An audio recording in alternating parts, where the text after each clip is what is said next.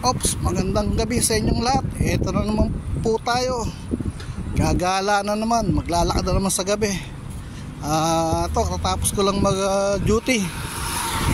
Bago ko bumaba, nag-hotbath muna. Bago ko sinarado yung swimming pool, hotbath muna para ma-presko naman yung katawan ko.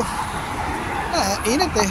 Wala kasing AC sa pwesto, kundi gamit ko lang maliit na ventilador eh. Yung makakayanin yung init. So nag-hotbath muna ako bago ako nag-out. Ito ngayon, sama kayo. Tingin tayo ng mabibili pagkain, kung ano mabibili. Ganda na nito sa gabi. Maglalakad-lakad, exercise na rin. Kaya lang, eto, tumutulo na naman yung pawis ko. Tagaktak na naman yung pawis ko. Wala, ganun talaga eh. Kesa doon sa lugar namin, wala kang mabibili ng mga Pilipino food doon, Indian food. Ilan lang kapiterya doon, grocery. Luluto ka pa, no time na sa pagluluto. Bili na lang ako ng mga ready made, di ba? Okay naman yun, ready made. Tipid pa ako sa oras. Saka hindi naman mamali mga pagkain na binibili ko, medyo mamurahin lang. Yung budget meal ba, abot kaya ng bulsa ko kasi malit lang sweldo ko eh. Kaya tsaga lang.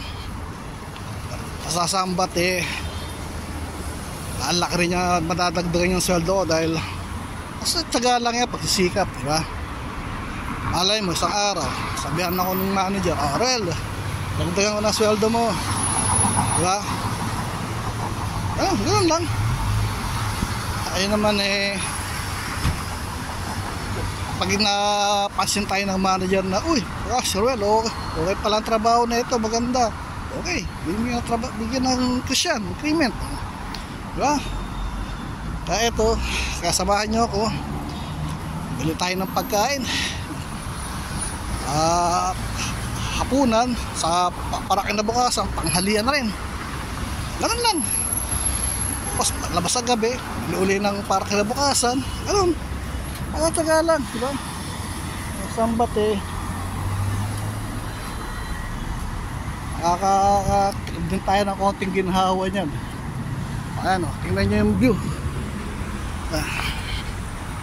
Ito yung cornice ng Sharjah. Ayan, cornice ng Sharjah. Kaya lang, ito na naman, tagaktak na naman yung pawis ko. Init buhay. Okay lang. Sambat eh, di tayo, baka tayo madali. Bilis ang takbo ng mga sakyan eh, oh. Bilis. Timing tayo. Timing.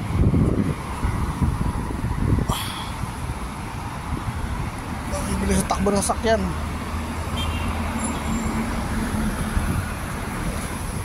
Tayo, hirap na. Bilis eh, oh. Isang takbo. Pag na isang bira lang eh, parang dinurog na kamatis na.